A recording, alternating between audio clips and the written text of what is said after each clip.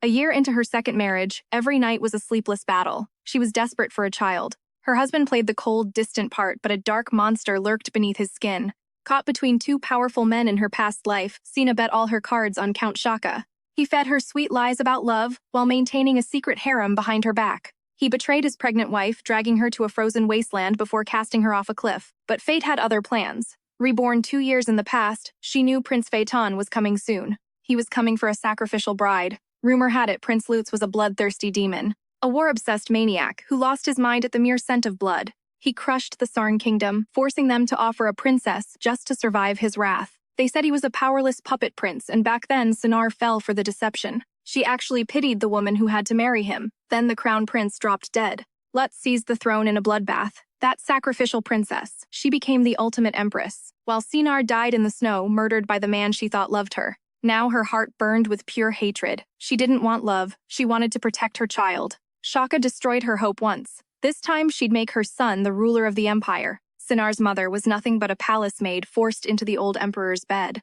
In the imperial harem, her mother's status was lower than the dirt on their boots. So, when the wealthy Count Châtelet proposed, her mother thought they'd finally hit the jackpot. Her mother just wanted her to be a perfect wife. Past Sinar wanted that too. But that dream ended in a nightmare. Now she needed Lutz to be the one to propose. A low-ranking princess like her had zero chance of meeting the victorious prince. Then Sinar remembered a crucial detail. In her past life, Lutz butchered the palace for one item. She tracked down the guard holding the key to her future. She demanded the pouch, the one embroidered with a goddess and dripping in purple gems. The guard played dumb, terrified that admitting he had it meant a death sentence. Sinar stayed firm. "Give it to me. I'll face Lutz myself. You'll stay out of it." After some convincing, the guard caved. She finally had it in her hands. It looked like a normal, elegant accessory, but she knew its true terrifying value. Legend said Lutz would kill for this pouch. Rumors claimed it was his mother's final memento. This was her golden ticket to get an audience with the monster prince. Suddenly, a cold blade pressed against her throat, silent and deadly. Sinar froze. "How did you get in?" Lutz didn't answer. His breathing was heavy and ragged. He lunged at her like a predator, his eyes filled with a terrifying beastly hunger. He slammed her into the floor, snatching the pouch from her trembling fingers. "I got it back before blood was spilled," he growled, raising his sword to finish her. Her heart stopped. He thought she was just another thief. "Your Highness, wait," she screamed. "I didn't steal it. I was going to bring it to you tomorrow morning."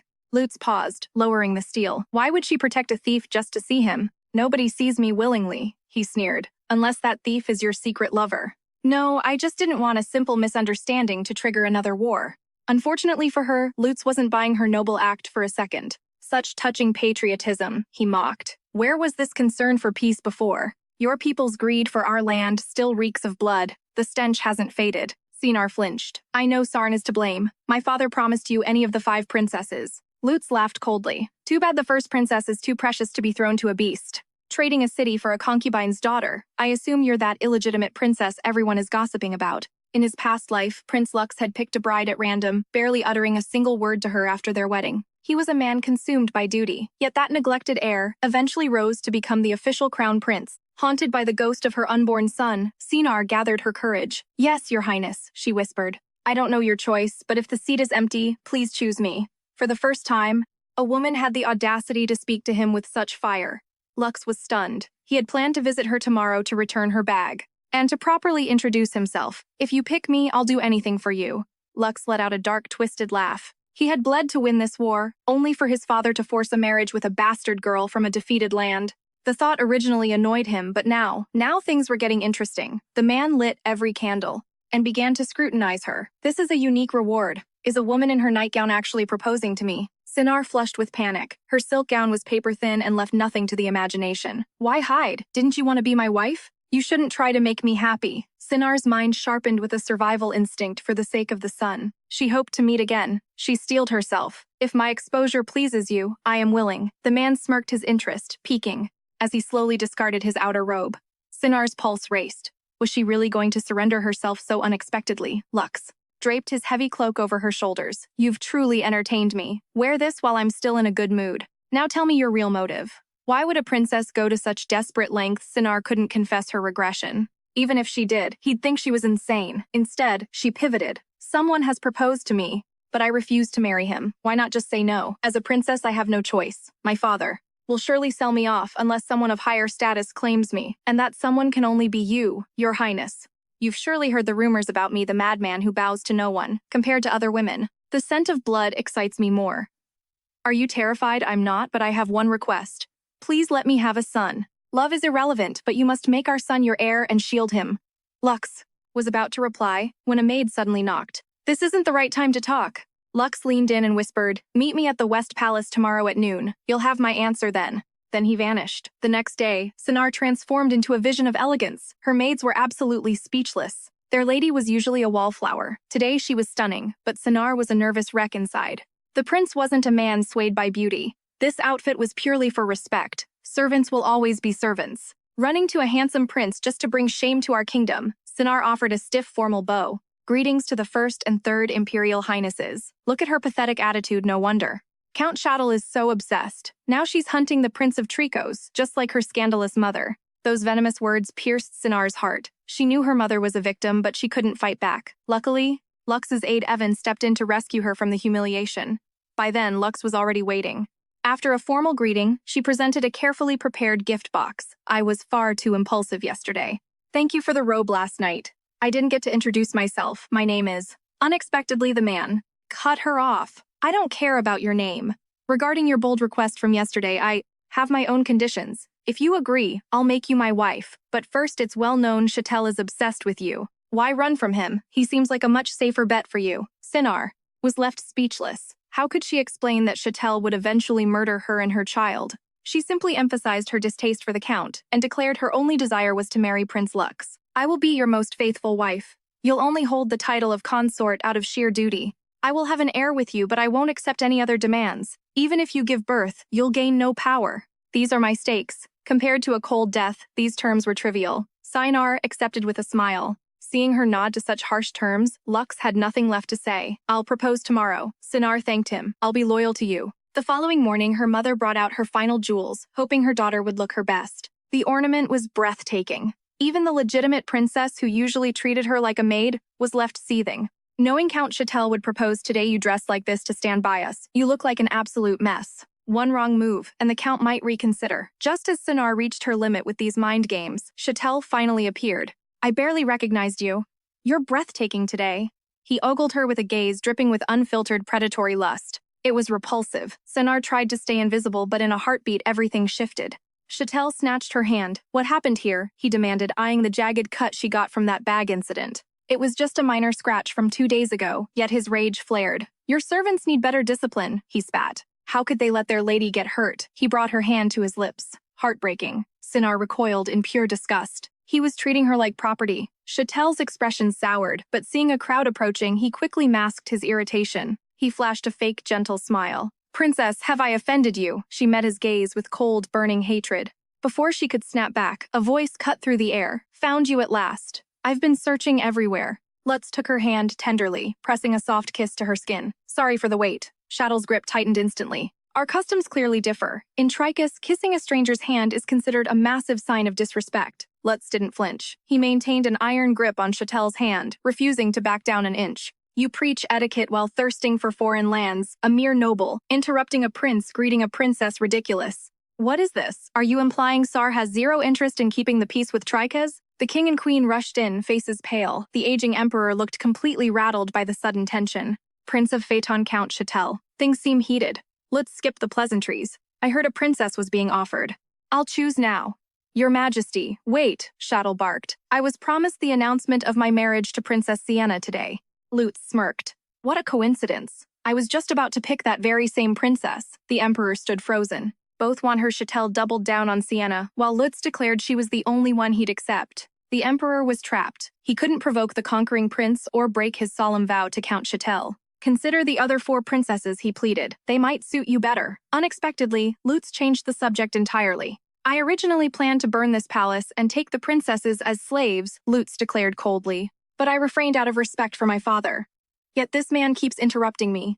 Is this how a defeated nation behaves? The emperor panicked. If this madman snapped, it was game over. He immediately turned his fury toward Chattel. Ordering him to apologize, Chattel had no choice but to bow and beg for mercy. Then, Lutz doubled down. I don't need the others. I only want Princess Sinar. Seeing the opening, the fifth consort stepped forward desperate. Lutz added, Sinar helped me yesterday. She's my benefactor, and the only person in this room I desire. She's the only one for me. Sinar knew he was acting, but her heart still swelled with gratitude. This was the only way her mother could be safe. The Emperor agreed instantly, turning his sharp gaze to Sinar. He commanded her to serve the prince well and ensure the fragile peace between their nations remained intact. Finally, she could breathe. Her gamble had paid off. Only Chatel was left fuming, grinding his teeth in fury. Annoyed Lutz suggested the Emperor just hand Chatel a different princess. You only have eyes for one, right? Shut up and pick, Lutz threatened. Knowing there was no escape, Chatel closed his eyes and pointed blindly. Sienna. Sienna was floored. How? In her past life, she was Lutz's bride, but in this timeline everything had flipped. Now she was stuck with the Count, while Sinar claimed the prince's side. Their destinies had been completely reversed. Once the dust settled, Lutz made an excuse to lead Sinar away. They walked in silence toward a secluded spot. The sweltering heat made the prince drowsy, but Sinar felt a pang of sorrow. Trachis was eternally frozen. She might never see Sar's seasons again. Suddenly, she spotted a couple, the woman clearly on the verge of childbirth. She thought of her unborn child from her past life. When will we meet again? She missed them terribly. Why are you crying? Her hands were soaked with tears. She wiped them away frantically. Forgive me, Your Highness. I thought you were asleep. Thinking of my mother just made me emotional. That sobbing consort. Was she your mother? Yes, sir. She was just a lowly palace maid surviving at the very bottom of the imperial harem. I fear her life will be even harder once I leave. So that's why they call you the half-princess. Because of your mother's background, Sinar nodded anxiously. Yes, that is exactly right. The man's expression darkened instantly. Great, he's clearly repulsed by my lowly status. I really should have kept my mouth shut. But whether I spoke up or not, Prince Lux would have uncovered the truth eventually. What if he totally changes his mind? A king who preys on women while wasted is absolute trash. Honestly, your father is the one who sparked this entire disaster. Yet your mother is the one taking all the heat. This kingdom is just toxic from the trash weather to the culture. I'm over everything here. Once the wedding is done, we're leaving. Until then, just stay close to your mother. He stood up and reached out. Let's head back. It's a total furnace out here. But she just stared her face, a complete mask. What's with that look? We don't do the whole gentleman escort thing here. Sinar forced a small smile. Thanks. Just don't cry in public. You'll make it look like I'm forcing you. If you do, that whole deeply in love performance will be a total waste. Don't think that I meant any of that stuff at the banquet. I was just playing a part. Don't catch feelings. Besides, if I act more obsessed, your mother might finally chill out. She blinked, totally stunned. You did all that just for my mother. The man scowled. I just can't stand the sound of women crying. Sinar offered a genuine smile. Thank you for being so thoughtful. Watt's face turned beet red. Don't get it twisted. I'm not caring for you. Stop being weird and let's go. Back in her room, May was already waiting. She offered her congrats before her voice trailed off in pure terror. I'm so sorry. I never imagined Count Chatel would actually choose me. Sinar's heart softened. May was 3 years younger than her after all. A shy wallflower from the crumbling fourth palace. In Sinar's past life, they were practically total strangers. Sinar stepped in to comfort her. No need to apologize, the Count is the one who picked you. Plus, those rumors are pure cap. I'm hyped to marry Prince Viton, but for you, this sudden engagement must feel like a total nightmare. Surprisingly, May turned a deep shade of crimson. Actually, I've always low-key wanted to marry someone exactly like the Count. I never thought my dreams would actually come true. I'm honestly really happy. So May was genuinely crushing on Chatel. Could this be a win? If our fates were swapped, what would happen to May? Deep in thought, while walking, she didn't see where she was going, and slammed right into Chatel. Princess, there you are. We need to talk. Sinar spoke up first. Congratulations, Count. Please make sure you take good care of Princess May. Chatel's jaw tightened. I don't want your congrats. Save that talk for after you finally come to your senses. Sinar recoiled in fear. This marriage was already sanctioned by His Majesty. So what? You think I'm just giving up? Just watch me. I'm definitely going to rescue you. Sinar, you belong to me. She turned pale with fright. Count Chatel, you're clearly wasted. I'll just pretend I never heard a word you said. She bolted, only to crash right into Lux around the corner, already on edge. She nearly jumped out of her skin, then she instantly switched to a soft, pleading look. Your Highness, I've been looking everywhere for you. She gripped his cloak like a lifeline, her eyes filled with desperation. By then, Lux's gaze had already locked onto Chatel. Seeing another man glare at his fiancée with such aggression, it was time to make him face the cold reality. He grabbed Sinar's hand and made a formal request to the Emperor. My stunning bride looks a bit bored, so I'm asking for a dance. But just the two of us is dull. Why don't the other couple join us on the floor? That would be way more fun. What could the old Emperor say? He eagerly gave his blessing. Being this close made Sinar feel incredibly shy. The crowd was already gushing about them being the ultimate power couple. Finally, she realized Lux was marking his territory. She hoped Chatel would take the hint and back off, but then she caught his eye. His gaze was burning with pure, stubborn resolve. This was definitely backfiring. Now I get why you hate this guy. That toxic look in his eyes could literally pierce right through my skull. Hang in there, Sinar. She didn't understand what he meant until he suddenly hoisted her up. That display of raw strength was breathtaking. The entire crowd gasped. Then Watts lowered Sinar, keeping her locked in a tight embrace. Sinar, I want a closer look. He leaned in, closing the gap inch by inch. Seeing Chatel's face turn sour in the background was pure bliss. He went even further, gently cupping her cheek before pressing a tender kiss to her lips. She was completely stunned. Things were moving way too fast. This is just an act to make Chatel give up, she told herself. Yet her heart was thumping like a drum, beating faster and faster. All around them, the gossip was flying. Northerners really expressed their love so directly. I heard Prince Lux avoided women like the plague, but he's clearly fallen for Sinar at first sight. Some were purely jealous, while others were green with envy. Chatel watched the locked embrace with eyes so dark they looked ready to spill over. The day of the wedding ceremony finally arrived. Willow branches symbolizing eternal life bound the couple's fate together forever. The mere mention of the fertility gate sends a violent shudder through Sinar. She must protect her past life son at any cost. The ritual begins smoothly, but as the high priest grasps Lux's hand, a chilling realization strikes him. The emperor panics, demanding sacred relics as tension suffocates the grand hall. Is there a problem? The emperor asks. I detect dark magic. The room freezes. A prince tainted by demonic energy. The priest's grim face paralyzes the crowd. If he's cursed, the marriage is off. Lux's eyes burn with icy defiance. Secretly, he pricks his finger, staining it with blood, a hidden sacrificial seal. Trying to dodge your war debts, Lux snarls. The priest hesitates, feeling the pressure. Holy water is splashed. If he's corrupted, black smoke will erupt instantly. Lux wipes his face unfazed. Looks like your intuition failed you this time. How will you pay for this insult? Lux's smile is sharp as a blade. The priest demands a retest, but Lux snaps. Enough, Trika won't be humiliated. The emperor barks at the priest to apologize and finish the ceremony immediately.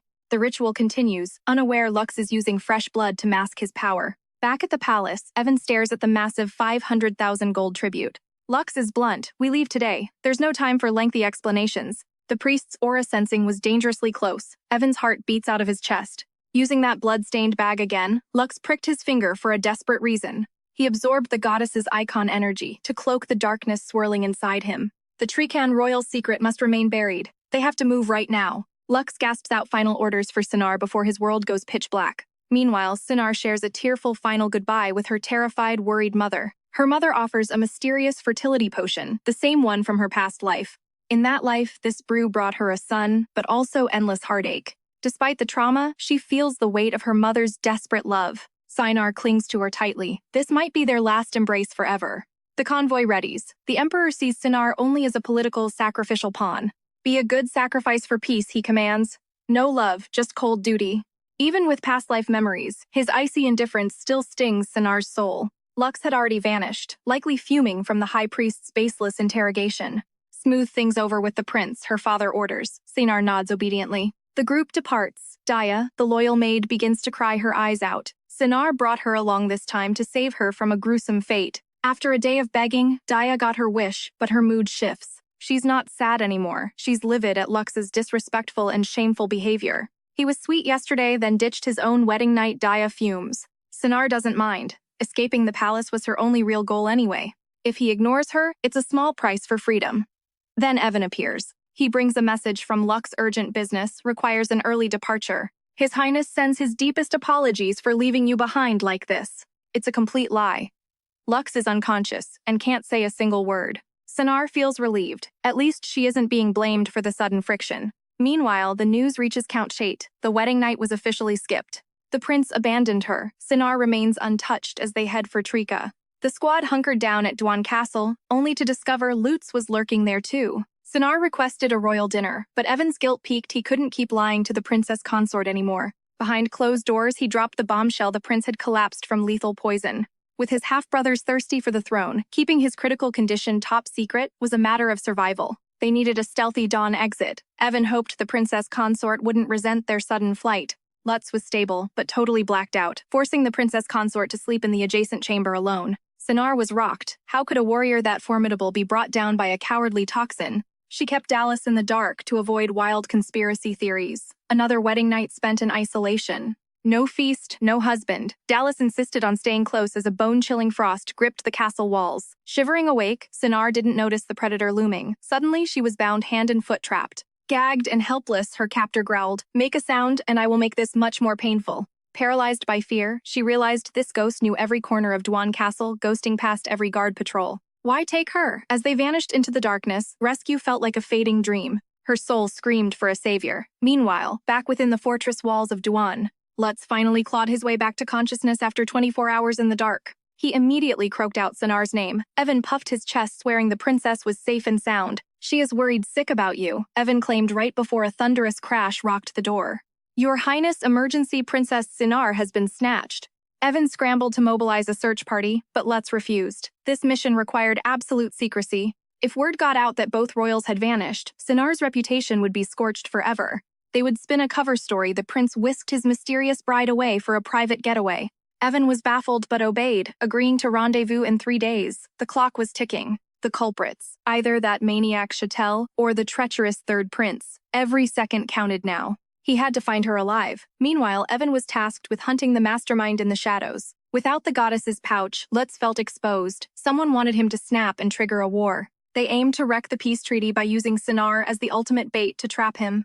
After his mother died, the new empress moved her younger son in proof of the emperor's betrayal. His crown was stolen by one half-brother, while the other tried to strip him of everything else. His royal standing was crumbling, but he wasn't about to roll over and accept his own destruction. While Lutz planned his move, Sinar was being dragged deeper into enemy territory. They were heading toward Trichus. Could the mastermind be a ghost from her previous life? The Trika throne war was brutal. Either the crown prince or third prince was likely behind this. But when they stopped, the face waiting for her sent a chill down her spine. Count Chattel. "I told you I would save you, Sinar. Since that brute Lutz hasn't claimed you, you're finally mine." The wind howled through Mount Nujor, the exact spot where Chattel had murdered her once before. Would he kill her again? What about her child? The crushing weight of fate triggered her survival instinct. She refused to repeat the past. But how could a shivering woman in thin robes escape 2 men?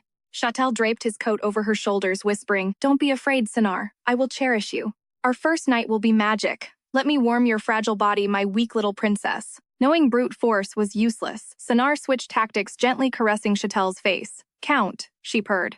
"This is so unromantic. Our situation is messy since they forced me to marry, but I know you adore me. I truly want to melt into your embrace like real lovers do. But I am freezing. Can we wait until I am warm?" Chattel's ego soared at her sweetness. "Totally bewitched," he softened. "You are right, Sinar. I shouldn't have been so aggressive. Our night deserves romance. That brute exhausted me. I need to freshen up and change first." Chattel was lost in a delusional daydream, his mind swirling with absolute nonsense. "You deserve a warm bath prepared by my own hands," he smirked, slamming the door shut. Sinar waited breathless. Once the footsteps faded, she bolted toward the balcony with desperate speed. The drop was lethal. Panicked, she tore down the curtains and knotted them into a lifeline. Meanwhile, Chattel hummed a twisted tune while gathering supplies, returning with a creepy, affectionate smile. "Sorry for the wait," he began, but seeing her mid-escape, his face exploded into pure rage. Sinar scrambled up the wall, but a hand clamped onto her wrist. Shadel yanked the rope back. He hauled her up and slammed her onto the floor. "What exactly were you doing?" he growled. Sinar met his gaze with pure venom. Enraged, he seized her throat. "How dare you deceive me? You maid's brat? I offered you honor, yet you act like a total ungrateful brat. You even look down on me. I was going to make you a princess, my own wife. Since you chose the hard way, you're my plaything now. Damn it, I marked your face. Scars ruin the vibe. Come here, let me fix this. But remember, if you defy me again, you'll wish you were dead." Meanwhile, Luz was desperate. He hated using magic, but time was up. He activated the mana crystal to track her scent. This primal power was hardwired into his soul. His beastly senses expanded, detecting faint traces that no ordinary human could ever hope to perceive. His sensory web stretched thin until bingo. He found it. Sinar's hair ribbon was nearby. He rushed to the spot, but only found a cold corpse. He reactivated the crystal immediately. The trail led to that building. She was there. But suddenly Luz's body began to fail him. He was overdrawing his magical reserves. One more step and he'd snap, but he pushed through. Chattel left to fetch medicine, leaving a chilling warning. "Try to run and I'll break your legs." Anxiety gnawed at Sinar. She couldn't let him win. This was becoming worse than her past life. Her mind raced as she scanned the room, searching for anything she could use as a weapon. Suddenly, the door rattled. Chattel was back. She didn't have a single second to waste. She snatched a tool and ducked behind the door, ready to strike the moment it opened. Wait, why wasn't he using a key? A violent splintering sound echoed through the room. The door shattered as Prince Luz burst through. He stopped cold, surprised to see her armed. Whoa, planning to hit me or welcome me? He joked, trying to break the heavy tension. Sinar didn't answer. She just threw herself into his arms, her paralyzing terror finally dissolving. Tears flooded her eyes. Your Highness, thank you. Thank you so much for finding me, she sobbed. Luz's face turned bright red. Don't cry, please just stop crying, he stammered, completely flustered. She clung to him tighter. Overwhelmed by her soft scent, Luz struggled to keep his composure. Sinar finally pulled back, wiping her eyes. Forgive me, Your Highness. I lost my self-control. I was just so happy to see you. That's when Luz spotted the brutal marks on her. Rage flared in his chest at her bruised neck. Without a word, he unfastened his outer cloak. He wrapped her up and swept her into his arms. Hold on tight. We're leaving now. Sinar felt instantly safe. She leaned into his chest, finally letting her guard down in his embrace. But as they reached the exit, they ran straight into the psycho himself, Chatel. He'd returned early. The coward froze, then immediately bolted toward the village to find guards. Luz gently set Sinar down, telling her to stay put while he handled the trash. The idiot returned with a smug grin. The night brigade is coming. You're all finished. Hand her over and I might let you live. Who ordered the kidnapping? Luz demanded coldly. Give her back first. Luz didn't play games. His sword blurred, defeating the creep in 2 strikes. Talk if you want to keep your fingers, Luz hissed. Chatel still tried to act tough. One brutal kick later, Chatel was spitting teeth as Luz's boot crushed his chest into the dirt. Who pulled your strings? Chatel stayed tight-lipped. Looking at the clock, the night brigade was closing in. Lux flashed a mocking grin.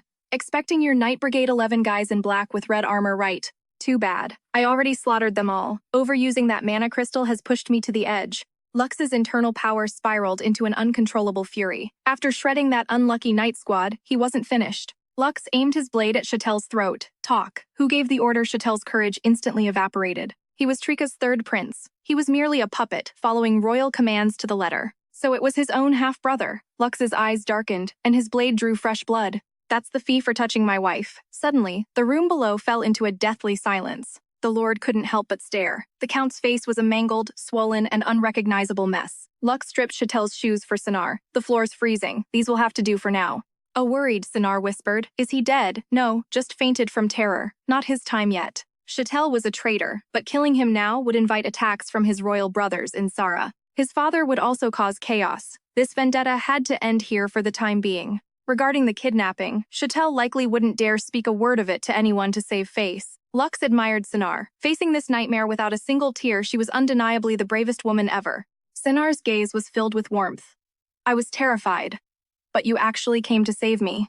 Lux actually blushed at her words. Suddenly, Evan arrived with reinforcements to handle the messy aftermath. They moved in a frenzy, unable to bring much equipment due to the extreme urgency of the situation. Lux and Sinar had to share a horse. He hoisted her up, seating her side saddle in front. Hold on tight. But then Lux mischievously jerked the reins, catching his wife completely off guard. A startled Sinar clung to him desperately. For the rest of the journey, both were in total agony. Sinar feared falling, pressing against him. Lux felt her softness battling his own rising, unusual sensations. Luckily, the carriage Evan prepared was close. They quickly transitioned into the more private, quiet cabin. Seeing Lux collapse from pure exhaustion, Sinar felt a wave of guilt. He'd searched all night long. She reached to cover him, but he swat her hand away, his eyes shut tight in fatigue. Stop. Just sit still, he rasped. Sinar froze, having no idea his mana was in total chaos. Lux's magic was spiraling out of control. Combined with her intoxicating scent, he was losing his composure. His face grew flushed. Thinking he had a fever, Sinar couldn't help but reach out to him.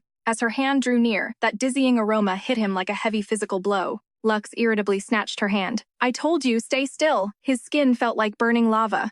Sinar's face turned crimson. How could he react like this now? She hadn't even done anything wrong. An awkward, heavy tension filled the carriage. Desperate, she finally asked, How did you find me? Your headband. I found it on a tree. I left it as a clue, hoping you'd see. You're impressive, Highness. Lux returned it. You did well leaving a trail like a real pro. Seeing him grow weaker, Sinar suggested resting. Lux was barely clinging to his consciousness by a thread. They took shelter in a house. Lux was so frail, guards had to support his entire weight. Sinar hovered indecisively by the bed. Should she help clean him? Again, he ordered her to leave. Worried, Sinar stepped even closer. Lux growled like a cornered beast. I said, get out of here. It was torture. Her scent was becoming an overwhelming flood. Sinar reached for his rumpled clothes. Your Highness, you're suffering. Let me help you change. The moment she touched him, things changed. Lux lunged, pinning her down instantly. The atmosphere turned heavy, dangerous, and incredibly charged. Leave or don't blame me. Never dangle blood before a starving beast at such close range. Lux's internal storm surged. Why the sudden primal shift? Sinar wondered why his behavior had changed so drastically. Could poison be the cause of this? Seeing her silent, Lux gritted his teeth and recoiled from her. Leave, he barked a final warning. Leave now, or the wedding night starts here. Sinar didn't move an inch. She leaned into his sturdy frame. Your Highness, I'm your wife. I'm staying. She knew he didn't love her. This rescue was strictly part of their deal. The future was a blur, so she needed an heir today. I'll fulfill my duties. I am your loyal wife. She boldly kissed his cheek, but Lutz suddenly recoiled. I can't let instinct take over. I'll become a monster in her eyes. He tried to push her away, but her proximity made retreat impossible. He began to crave it. One night of passion and he was losing control. Seeing the marks on her skin, Lutz couldn't shake that intoxicating memory. Watching her eat, he caught himself daydreaming. If they didn't have to return to the palace today, he'd spend every single night in her arms. Was it the missing magic crystal? His rational mind was drowning in mana. This wasn't bloodlust. It was pure bliss, like floating among the clouds. He wanted her. Desperately. But Sinar was absolutely drained from the night. She was nodding off, so Prince Lutz stepped in to help. He cut her food and served her water. They looked like a real couple. The night was sweeter than rumored no violence, only tenderness. Breakfast ended quickly. Lutz's gaze darkened with intensity. Sinar satisfied, because now it's my turn again. She was stunned. Was he insane? They had a schedule to keep. They left late. In the carriage, the vibe was awkward. Can you handle the ride? She turned red. I'm fine. Then the carriage jolted, and she gasped in pain. Lutz barked in order to slow down. Sinar was confused. Wasn't it urgent? They'd missed the royal banquet. Lutz just told her not to worry. Just rest, she whispered. You're the reason I can't rest at all. Lutz blushed instantly, leaning his head against her shoulder in total silence. Just sleep, he stammered. Sinar caught his side eye and wondered. His ears were glowing red. Actually, he's kind of cute, she realized. They finally met Evan's group. Her maid was a sobbing mess of relief. Princess, you're safe. Evan, however, was suspicious of the prince's delay. Evan had the tea. The kidnapping was definitely the third prince's doing. But Lutz had to bury it. For now, the truth was too dangerous. One wrong move, and they'd be surrounded by enemies on all sides. He'd memorized this insult. Justice for Sinar would have to come later. The journey continued through the falling snow. Sinar was mesmerized by the flakes. As she reached out, Lutz watched her battling a strange new emotion. When his magic flared, he became a beast. Even his family feared him. Yet here she was embracing him. Why let himself feel anything now? Their deal was simple, an heir and nothing more. No promises made. But that feeling, it haunted him. He couldn't be this lucky forever. What if he lost control and hurt her? He had to kill these feelings. That was the contract. The group pushed hard toward the capital. Dubon, the capital of Trikas. Time for their happy couple performance. The excuse for the delay. A long honeymoon. They had to look smitten. Don't get the wrong idea, he warned. This is all just an act. Sinar felt a pang of sadness. So that night was just a repayment for her. They'd struck a deal before the vows. Lutz stole a glance at her, sliding a veil across. Cover up, he commanded. Entering the den of lions, Sinar wondered, were the Trika laws really this strict about veils? Did they forbid women from showing their faces? Surely roaming around like this was a total taboo for someone like Sinar. The realization hit her, and her face turned crimson. Her body was a map of dark bruises. Before she could react, Lutz shoved a jewelry box toward her. This is yours. Sinar took it. Her curiosity piqued. She gasped. Inside lay a breathtaking opulent necklace. I figured those marks on your neck needed hiding, Lutz muttered. Evan found this piece. See if it masks the evidence. Truthfully, Lutz was clueless about jewelry. This was all Evan's doing. The gems sparkled, elevating her elegance to a whole new level.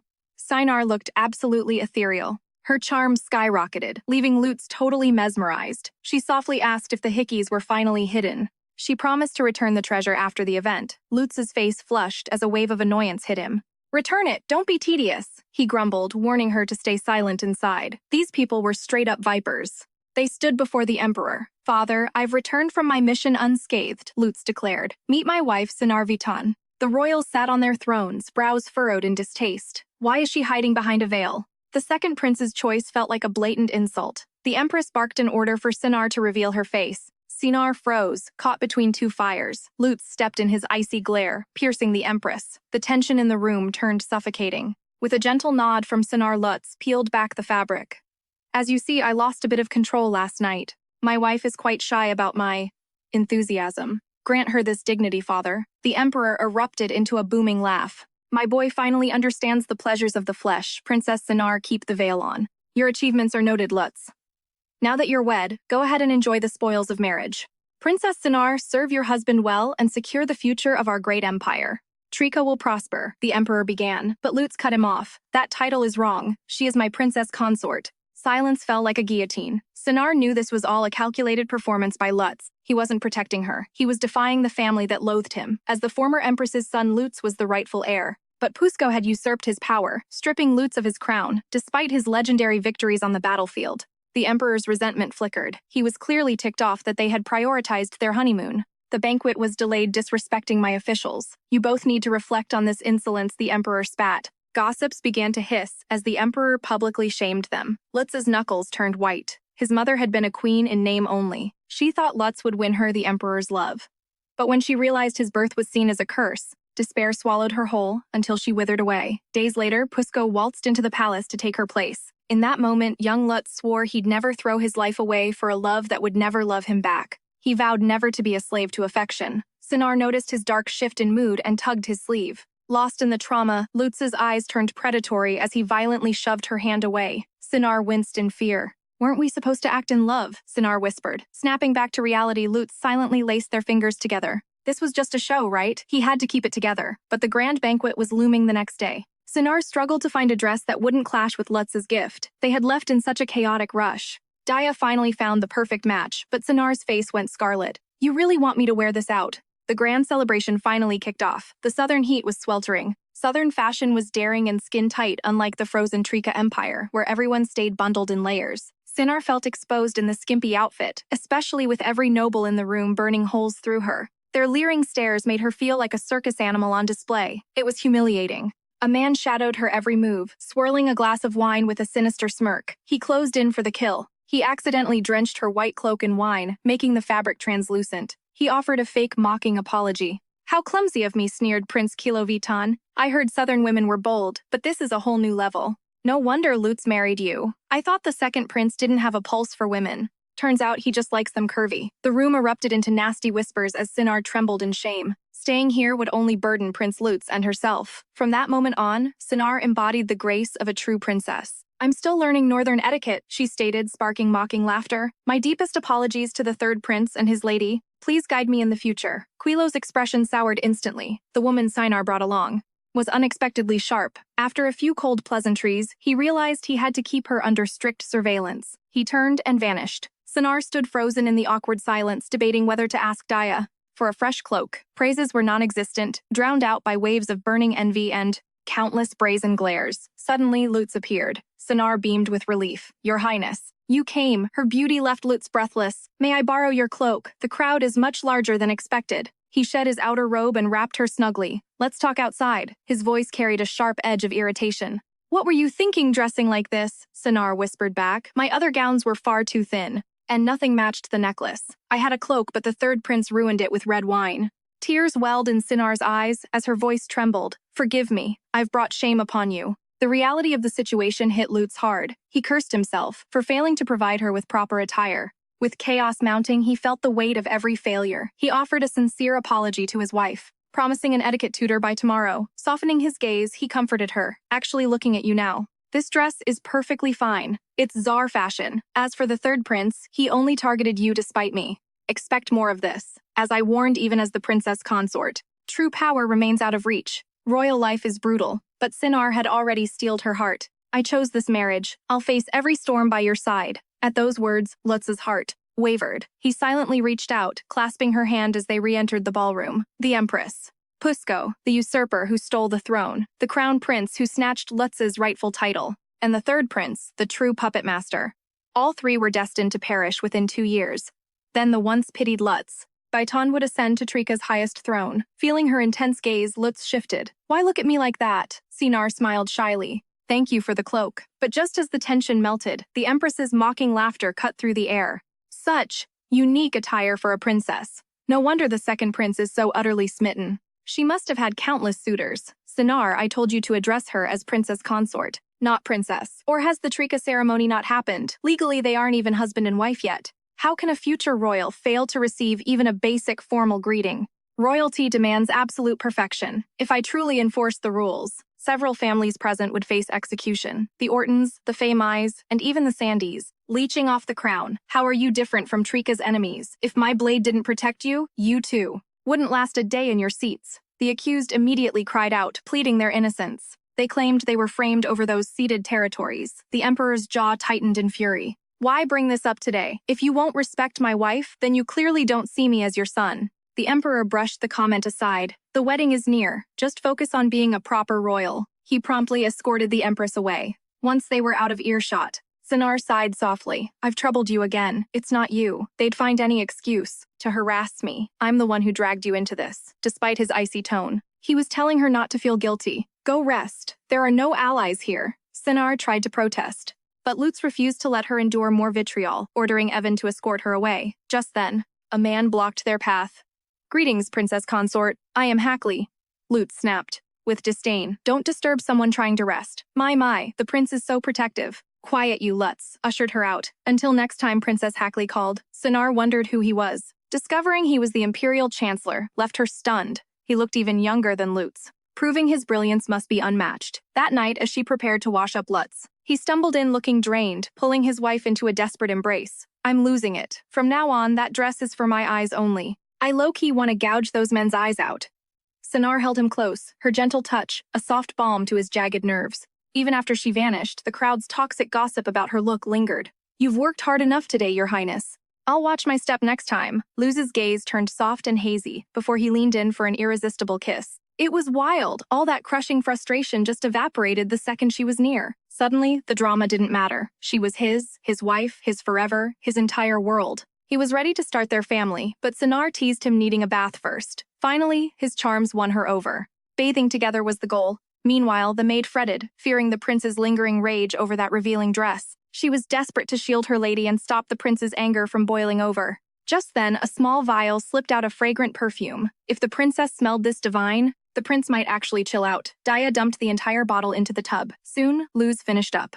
Luz snatched the towel from Daya, heading straight back in. Thick, heavy steam clouded the entire room. Sina's mind drifted back to the day's chaos. The prince was surprisingly sweet and way more protective than she'd imagined. She realized she was catching feelings. Then memories of their spicy night surfaced, making her face turn bright crimson. Could he actually have feelings for her? But right as that thought hit, a sharp sudden crash echoed. Lutz yanked her hand back, claiming her lips with a wild hunger. His gaze burned with a predatory glint. Sinar's soul trembled in terror. Why was the prince acting like a beast? She whispered a desperate plea. Your Highness, please. Be kind like before. But Lutz was lost, her voice drowned out by the storm. A strange fog clouded his senses.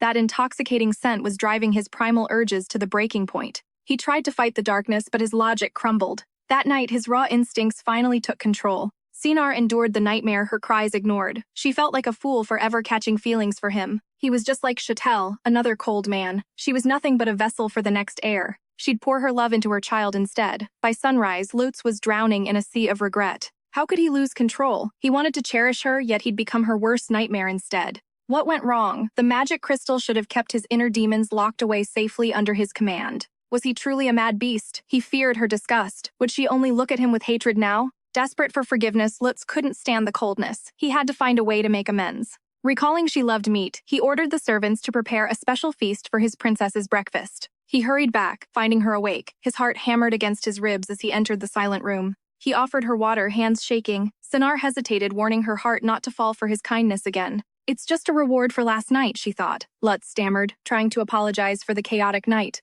It's fine, Sinar interrupted coldly. We were just acting for the palace. No harm done, Your Highness. I'll fulfill our contract and provide the heir, nothing more. I won't be presumptuous about your feelings anymore. The rejection stung. Lutz bolted upright, his mind racing. This cold distance wasn't what he truly wanted. He was a monster in her eyes now, a danger that could snap and hurt her again. A bitter smirk touched his lips. How obedient. Fine, let's keep it strictly professional from now on. Recovered good. I'll be more efficient next time. Just tell me when you're ready to conceive the heir. She agreed instantly. She needed to get pregnant fast before he lost all interest in her presence. Hearing she only wanted a child triggered pure rage in Lutz's eyes. A child. Then get ready. Brace yourself. Sinar gave a cold smile.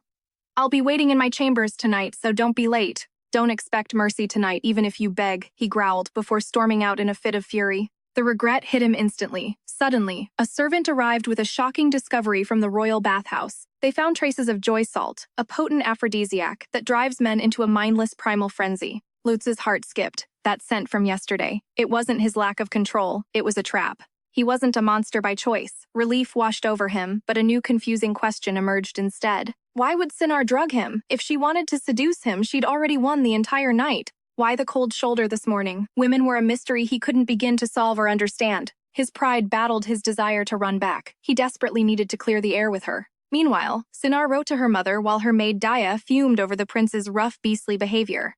It's just my duty, Daya. Sinar sighed. Her thoughts were consumed by the coming danger of May. May was always dangerous. Sasha's warnings about their true nature echoed like a curse in her mind. Daya suddenly asked about the perfume from yesterday, suggesting it might make the prince much happier. Sinar froze. What perfume? She grabbed the empty vial, her eyes widening in pure realization-filled horror. You used the whole bottle. This much would turn any man into a mindless raving beast instantly. Daya turned pale, realizing her massive blunder. She stammered out a weak, terrified excuse for her mistake.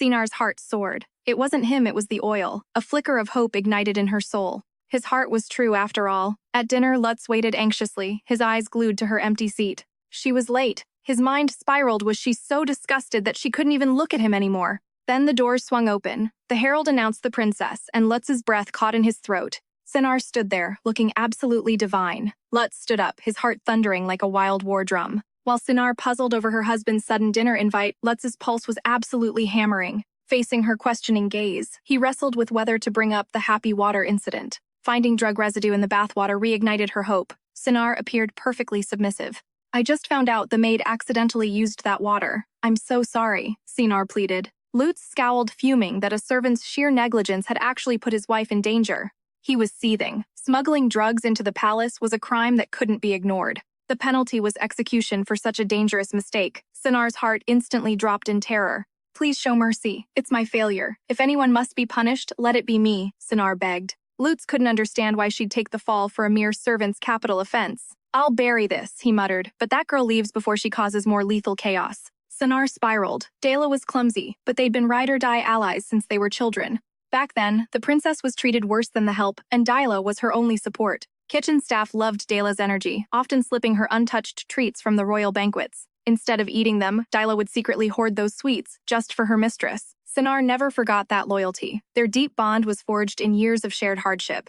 Dela had sacrificed everything for her in 2 lifetimes. She couldn't just abandon her now. Your Highness, she's the only person I trust here. I'll discipline her myself, please. She desperately pleaded for mercy, her voice trembling as she fought for her only friend. Something in Lutz snapped. He saw his own isolated childhood reflected in her tearful eyes.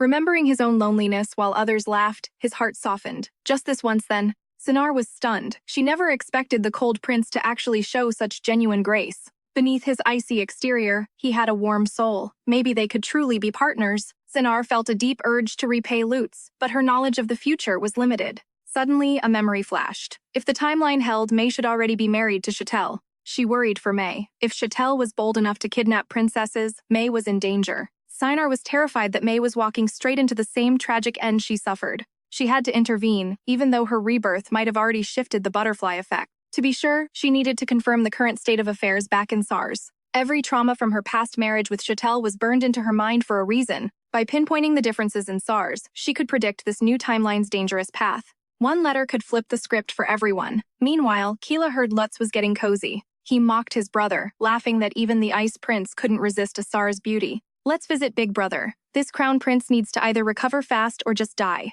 Keela sneered at the half-dead heir, finding the whole royal tragedy pathetic and boring.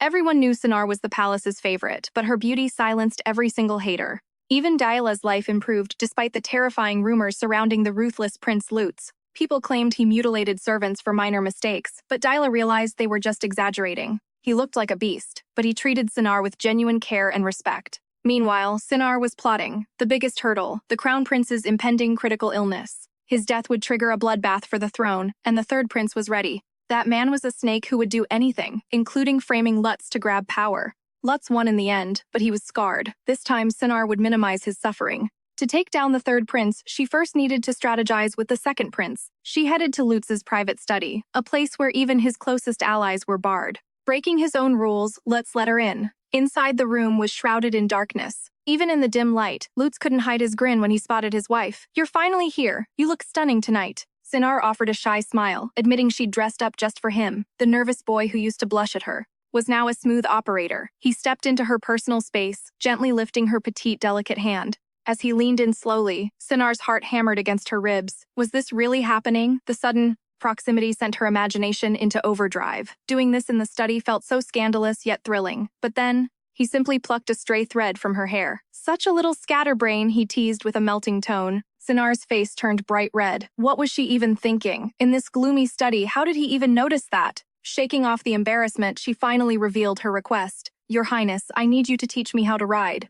To survive the palace, she needed to fit in. Right now, she was just labeled as that provocative outsider. "The women of Trika are expert riders," Sinar explained, "and I don't want to be an embarrassment anymore." Lutz nodded. "I'm swamped today, but I'll teach you personally once my schedule clears up." She gasped in surprise.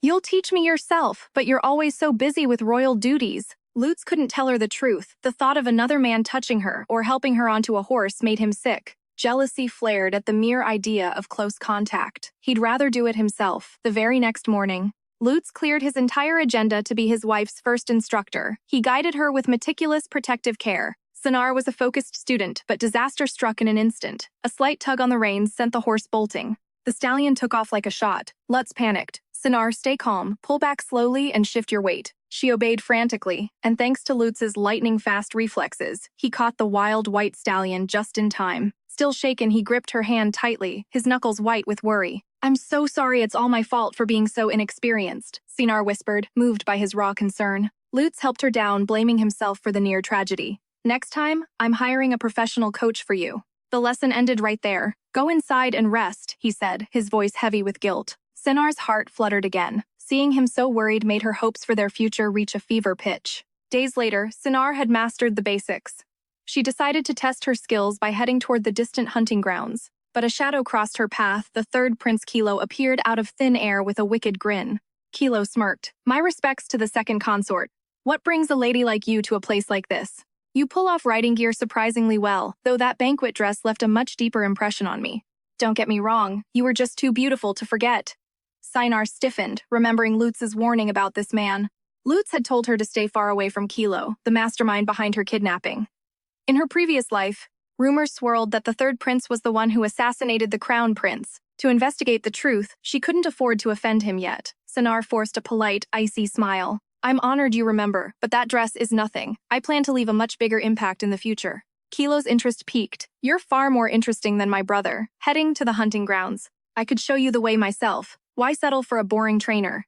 As a rookie, you should just watch a master at work." Sinar knew Kilo was a legendary hunter. This was the perfect opening to gather intel. Despite her trainer's nervous glances, Sinar accepted the offer.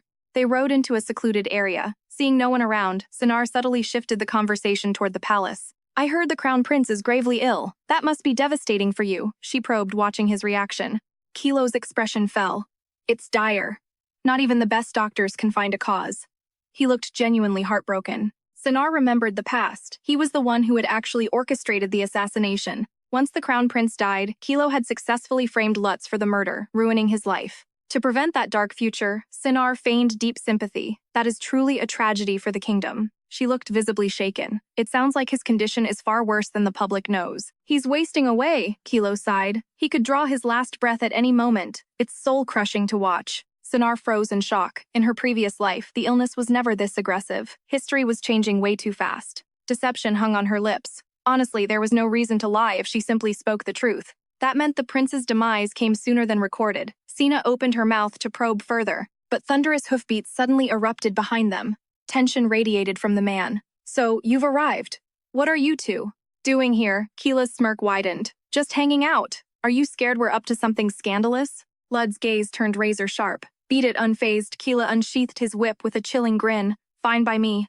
Then he lashed Sina's horse. The white mare reared up, throwing Sina violently to the dirt. Agony flared through her. It happened in a flash. Lud scrambled to his wife's side. "Sina, are you okay?" Seeing her mangled arm, Lud glared murderously at Kila, but the third prince had already vanished with a mocking cackle. He gritted his teeth, preparing to mount and give chase. But Sina's hand clamped onto his tunic. "Your Highness, wait. Going now will only trigger a bloodbath." Lud's brow furrowed. "He's baiting me." Why should I endure this insult? No, I won't let this war ignite because of me. What if you get hurt? We can't escalate this. Sina's tears fell like shattered pearls. I can't bear seeing you wounded for my sake. Please stay. Blood froze something within his cold heart, fracturing at his wife's desperate concern. Curiosity flickered in his eyes. I didn't realize my safety mattered so much to you. Sina hesitated. This marriage was purely business after all.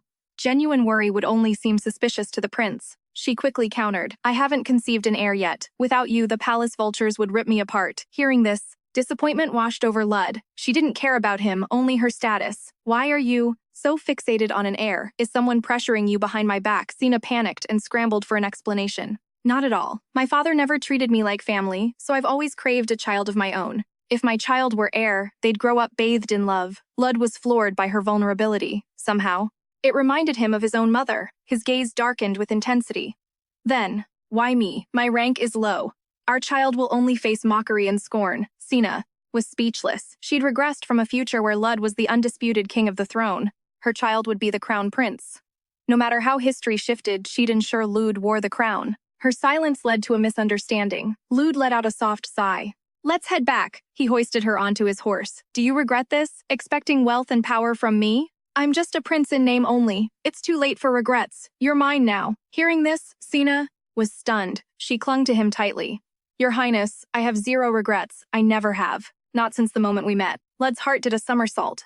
His ears flushed a deep burning crimson. He expected disappointment, but she chose him. If so, I'll help you conceive that heir very soon. But not yet. You need rest. Sina flushed. I'm fine. Your Highness can visit me whenever you wish. Lud snapped gruffly. Don't be reckless. I won't touch you until you're healed. Focus on recovering. Understand. Sina felt a genuine flutter of emotion. Back in her chambers, her maid, Daya, wailed over her mistress's injury. Sina kept the messy truth hidden from the girl, claiming it was just an accident. It took ages to calm the sobbing maid down. Once alone, Sina replayed the day's chaos. She'd been far too reckless with her actions. Dealing with the third prince required more finesse. Suddenly, Lud stepped into the room. He awkwardly checked on her condition, relieved that her injuries weren't life-threatening. He turned to leave, but Sina called out, Is it true? Is the crown prince dying? Though confused by her sudden interest, he nodded. Sina knew the treacherous third prince was setting a trap. Lud was in danger. She needed him to stay vigilant against Keela's schemes. So she prodded cautiously. If the crown prince falls and you're framed for his death, what then? Lud's brow knitted. He wasn't ready for this talk, so he replied coldly. That's none of your concern. Telling her to sleep, he walked out. Sina realized she'd overstepped, but her heart ached for him to survive the coming storm. Lutz remained on high alert, keeping a predatory eye on the third prince. He knew Sinar was right. Frame job Quilo was definitely ruthless enough to murder his own brother. After those failed kidnappings, he was desperate. The prince would stop at nothing to incriminate him. Lutz immediately ordered Evan to monitor everyone around the air. Even if a fly buzzed into the crown prince's palace, Lutz wanted a report. Evan was baffled by this intensity. Lutz wasn't playing around. Quilo was a snake who would assassinate the heir just to snatch the throne himself. He's going to set me up, Lutz growled. Evan realized that if Quilo attacked, they had to intervene, but Lutz just smirked. Why stop a disaster? This was the perfect chance to take down both rivals at once. Watching the Queen's sons destroy each other would be a total masterpiece. After Evan left, Lutz watched the rain. Deep in thought, he eventually slipped into Sinar's room. She was fast asleep, looking like a literal angel. The moonlight bathed her face in a soft glow. Lutz reached out his touch feather-light as he watched her. His gaze softened, but a dark fear crept in. If he failed, what would happen to his precious wife? His eyes turned predatory. Sinar belonged to him, and he'd burn the world down before letting anyone take her. Evan was low-key gagging at their constant flirting. Later, Lutz took his consort out for horse-riding lessons. Sinar was a natural, but her heart was way too soft. She was actually terrified of hurting the horse. She wouldn't even pull the reins. Lutz stepped in patiently, teaching his wife that she couldn't be so delicate. The horse wouldn't listen otherwise. Sinar felt her ears heat up. Why was the prince getting so close? Was this all just for show? She awkwardly told him that such public intimacy really wasn't necessary. Lutz flinched and accidentally jerked the reins, spooking the horse. The stallion reared up, trying to buck him. The legendary Lutz actually panicked for a second, making Sinar burst into fits of bright laughter. He turned red, silently scolding her. You think this is funny, but seeing her smile changed everything. He'd never seen her so happy. Lutz felt his face heat up. She was breathtaking when she laughed like that. She'd never seen the cool prince so flustered. Suddenly, Lutz couldn't help but lean into her space. He once told her not to be ambitious, but now he wanted to give her the entire world. He vowed to seize the throne, just to make Sinar the most powerful empress in history. From their first meeting to now, his heart had completely fallen for his wife, without him even realizing. Whatever you want, Sinar, I'll get it. Even the crown. The next day, Sinar was vibing during tea. Suddenly, Evan arrived with an urgent summons. Sinar panicked, thinking something had gone horribly wrong with her husband. Why the sudden call? She rushed to the palace, fearing the worst for the second prince. But when she arrived, Lutz was totally chill. He looked at her with eyes so sweet they'd melt. He snapped his fingers, and servants brought out a massive chest. When it opened, they were absolutely floored. They'd never seen a coat so magnificent. Is this for me? Sinar whispered, her heart skipping a beat. Lutz chuckled. Of course. I've been prepping this for ages. No returns, by the way. Sinar beamed, promising he'd never be embarrassed by her at another banquet. Lutz just smiled. There was more. More boxes arrived, filled with rare jewels. The entire room lit up with treasures she'd only heard of. I didn't know your taste, so I just bought everything, he admitted. Sinar's voice trembled with pure joy. I love them. Thank you, Your Highness. Lutz smirked, leading her toward the third and final surprise. When they hit the stables, Sinar's jaw dropped. It was a majestic, elegant white horse. A horse. For me. As she stroked its mane, she wondered why he'd go this far. Since you're learning to ride, you need your own mount. This one is gentle, he won't hurt you. He hoisted her onto the saddle with pure affection.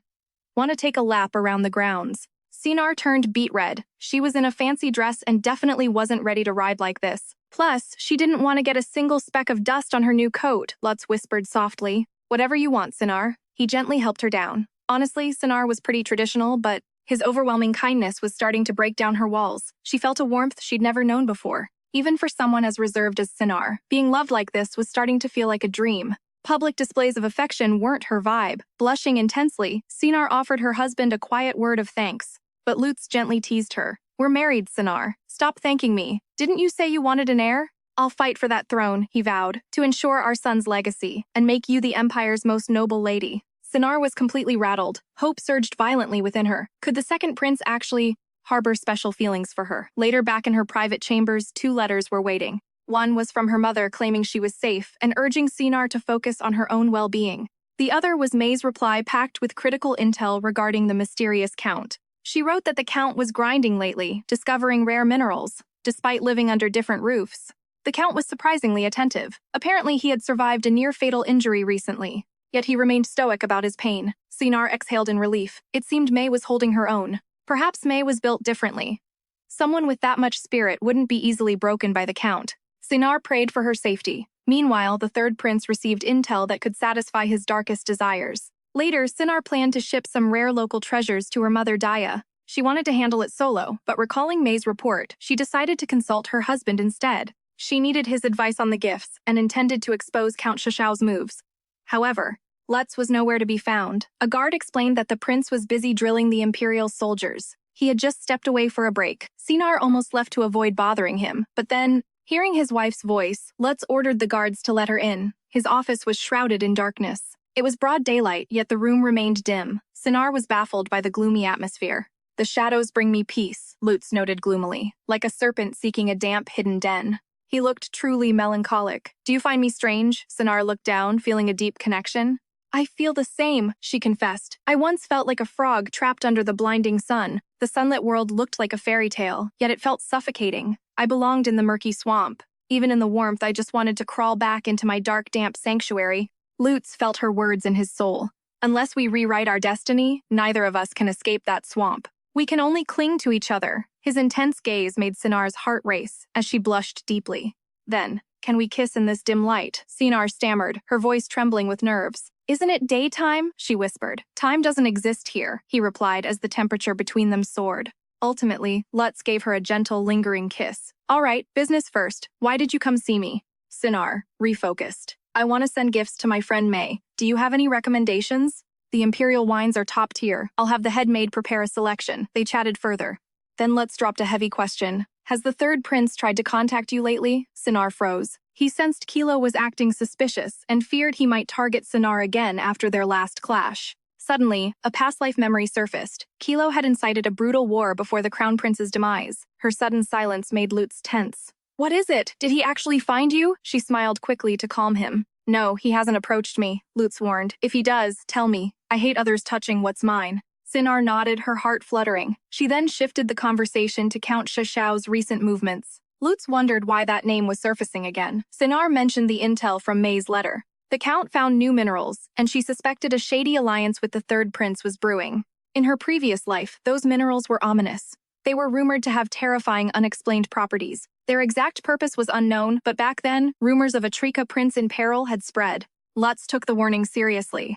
He needed to identify those minerals before it was too late. Sinar suggested a tactical angle. Any mineral trade would have to pass through White Sand Canal. Since it was the Empire's war prize, keeping a close watch, there might expose their secret dealings. Having shared everything, Sinar watched as her husband began plotting his next move before she departed. Stepping back from his wife, Lux was hit with a sudden realization. He had initially dismissed her as a fragile garden lily, but her intuition was razor-sharp, and White Sand was clearly in chaos. Lux decided to bet on his wife's instincts. While keeping a close eye on White Sand, the duo who once saw their marriage as a cold business deal found their icy relationship beginning to melt into something sweet. When Sinar heard the Empress was hosting an exclusive tea party for the royal mothers-in-law, her nerves spiked. Let's be real. Every elite in the palace had treated her like trash since her arrival. But for Prince Lux and her own survival, she had to play the part perfectly.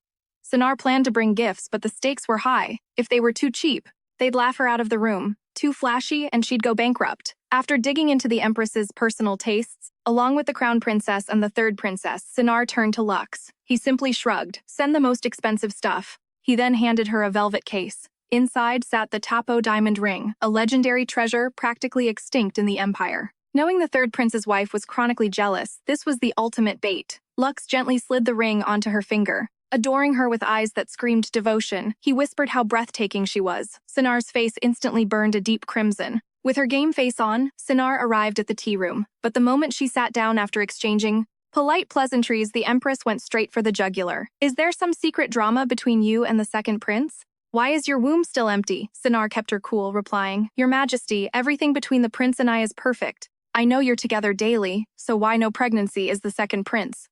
Lacking in some way.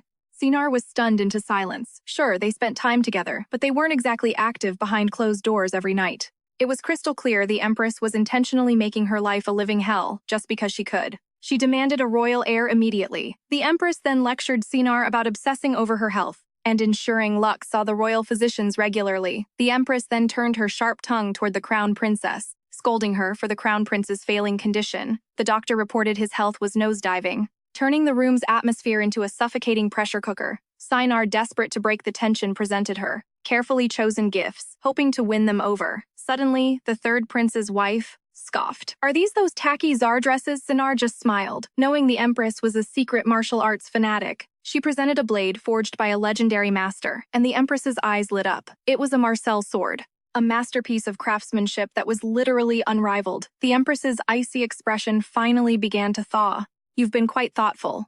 For the Crown Princess, Sinar offered an exquisite manuscript by the legendary Master Leo. The Crown Princess was obsessed with it. As for the third prince's wife, Sinar followed Lux's ruthless strategy. Feed her envy until she was consumed by greed. To achieve this, Sinar handed over a jewelry set so dazzling it was blinding. The wife was instantly hooked, her expression revealing she'd never even touched something so high-end before. Instantly, the group's hostility toward Sinar evaporated. As the party wrapped up, the Crown Princess pulled Sinar aside for a private chat regarding the prince's grim health. Having no real allies to talk to, the princess had become a total bookworm to escape her lonely reality. Sinar used literature as a bridge to spark a deep conversation, slowly dismantling the Crown Princess's high defenses until they agreed to meet regularly. Later at dinner, Lux learned his wife had successfully charmed the Crown Princess, but he warned her to stay sharp. The Crown Prince was his direct rival. While agreeing, Sinar dropped the intel she had gathered during their private tea. The Crown Prince was fading fast, and once he died, the third prince would likely launch a coup for the throne. He was becoming bloodthirsty in his hunt for power. Lux paused. Sinar, why are you so worried about Kilo?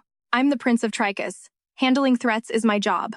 Why the sudden interest? Sinar's heart skipped a beat. Had she pushed too far? Lowering her gaze, she whispered, I'm just genuinely terrified for your safety, Your Highness. Lux's expression softened into a gentle smile. Kilo kidnapped you because of me. I failed to protect you then. Sinar was floored. Your Highness, that's not what I meant. Lux gently cut her off. What I'm saying is, don't force yourself into these dangerous social circles for me. I'm watching them both. Your care means everything, but don't stress. I'll always be your shield. Sinar felt his sincerity, yet a lingering fear remained, the fear of falling back into the abyss. That paralyzing dread kept her awake, a nightly torment that wouldn't end as long as Count Shaka still drew breath. Rest was impossible. Shifting gears, Lutz mentioned classified reports regarding White Sand City's secret transport of raw minerals. However, a direct link to Count Chattel remained unconfirmed, leaving the investigators in a state of high-stakes uncertainty. So Lutz's spies kept quiet. The chilling reality: those minerals were highly volatile and ready to blow. An alliance between Shaka and Kilo meant instant weaponry. Without Sinan Lu's intel, Lutz would have been totally blindsided. Sinan felt a wave of relief, thankful the second prince was actually willing to consider her warnings. Perhaps in her past life, the third prince also conspired with Chattel. Without that corrupt alliance, the third prince would have struggled to ever truly defeat a powerhouse like Lutz. Lutz Sinan urged gravely, "Be careful." He just smirked and raised his glass. A playful look crossed his lips. "Why that face? Don't stress, I'm handling every single detail." Sinan blushed slightly. "As you wish."